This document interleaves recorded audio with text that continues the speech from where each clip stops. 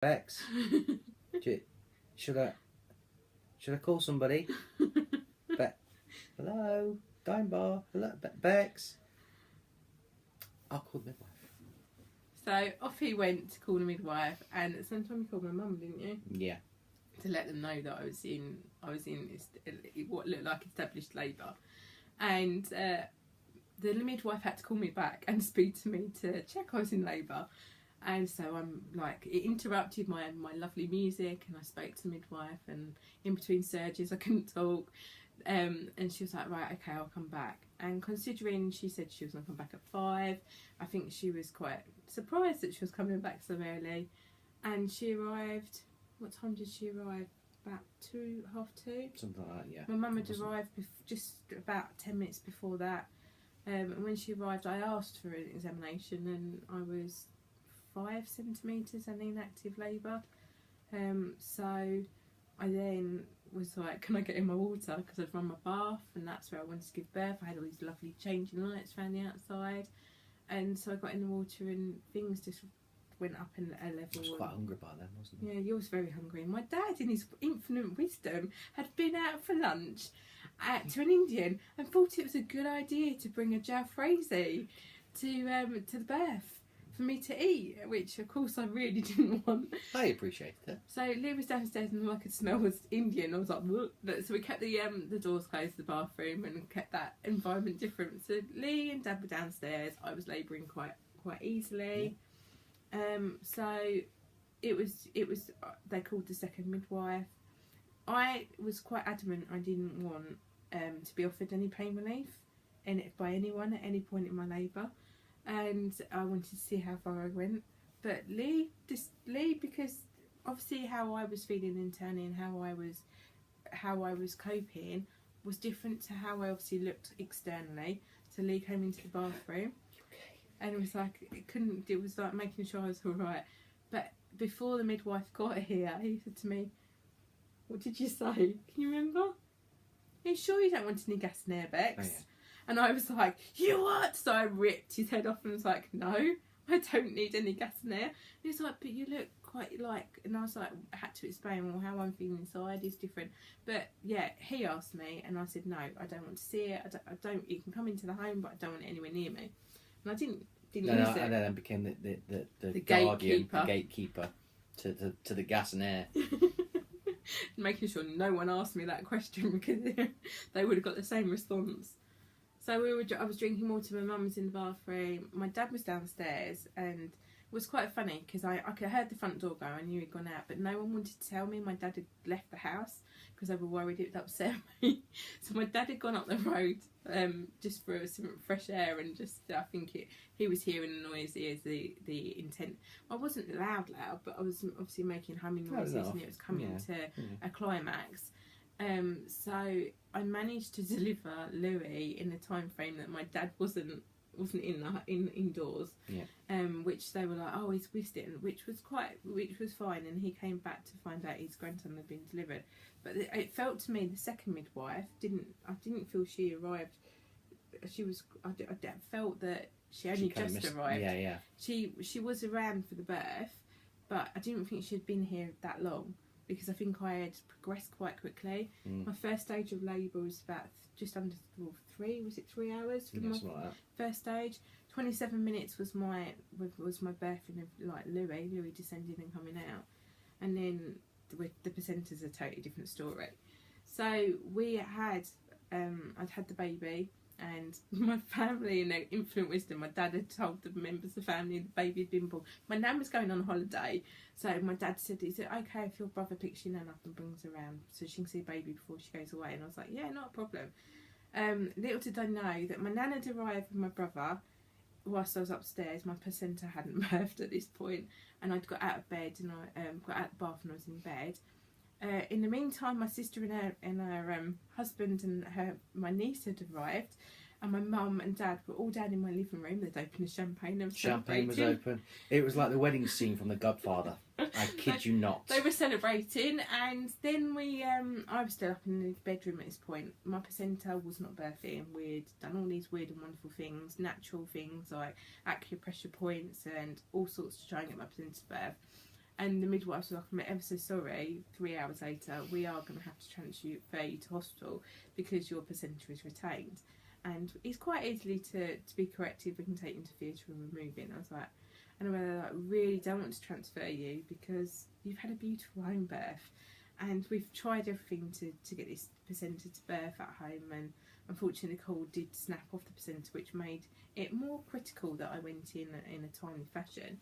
So I had a family room. The paramedics arrived and were like, what's going on downstairs? It's like, as you said, a scene from The Godfather. All these people in your living room. I was like, yeah, ignore the family. So off we went, and we all went in the ambulance. So Lee, me, Louis and Michelle came with me. Nan almost catapulted herself down into the bathroom to go and see Bex was okay, and then out the bathroom, and the paramedic caught her before she went downstairs. Oh, it's funny. They wanted to bounce me down the stairs, and I was like, no, let me walk down the stairs. I've got a retained placenta bouncing me down the stairs. I don't think it's what I want to happen to me. So we transferred. I was all calm. We'd made the decision. I was not panicked. I didn't see any sort of emergency. I think everyone around me was like worrying about an emergency, but I wasn't. And when I got into hospital, I did go to theatre, and unfortunately they weren't able to remove my placenta because I had a rare condition called a 20-minute procedure. Right, we won't go into that because that won't keep it positive. So I was in theatre for quite a lot of time, and Lee was left with the baby, holding the baby, in recovery, waiting for me to come out of theatre. That's another story.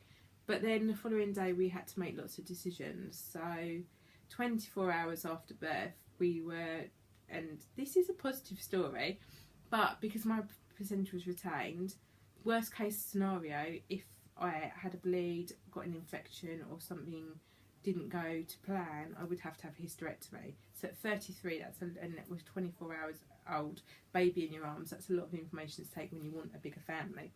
But I took that information, I was like, well, what's my options? So the options were a hysterectomy. The options were taking me into theatre and opening me up, like doing like a caesarean to open me up to remove my placenta, and a hysterectomy might, if I have that caesarean, would be greater chances of having hysterectomy. And the other option was wait and see, do no harm.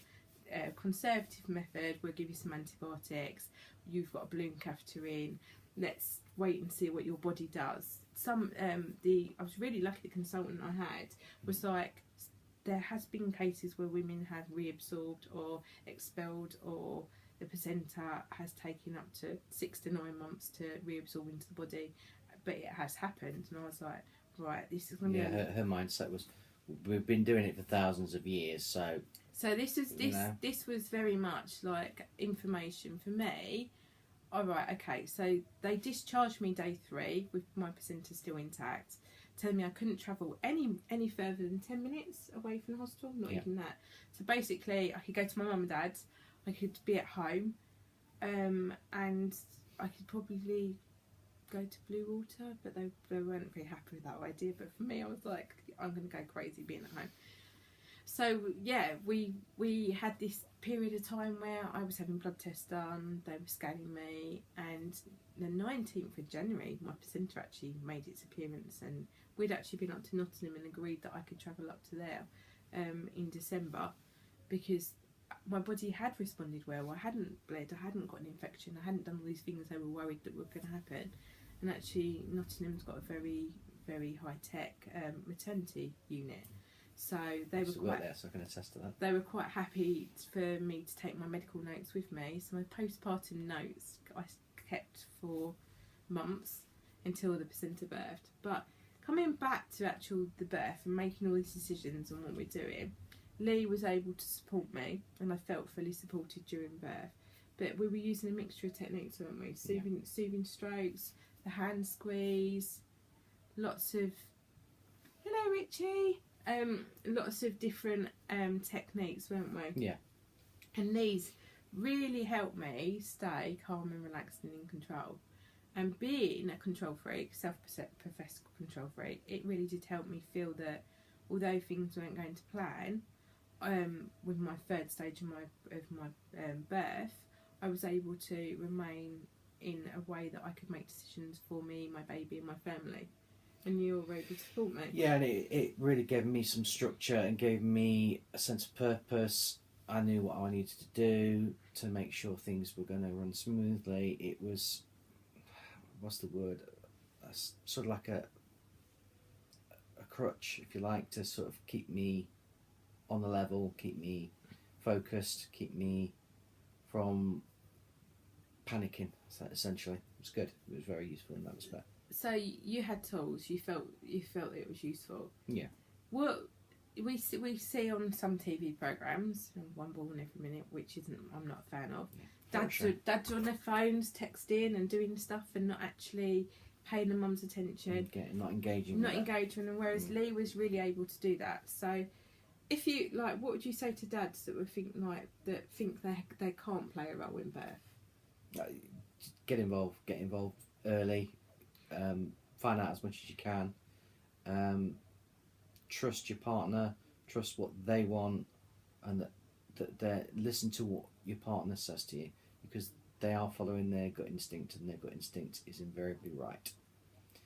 Take medical advice, yeah, by all means. Take it with a pinch of salt. Some of the advice that we had postpartum was quite interesting, and even with my sort of science knowledge, some of it was quite ridiculous, really. So yes, by all means, take medical advice, but trust your partner's inner voice.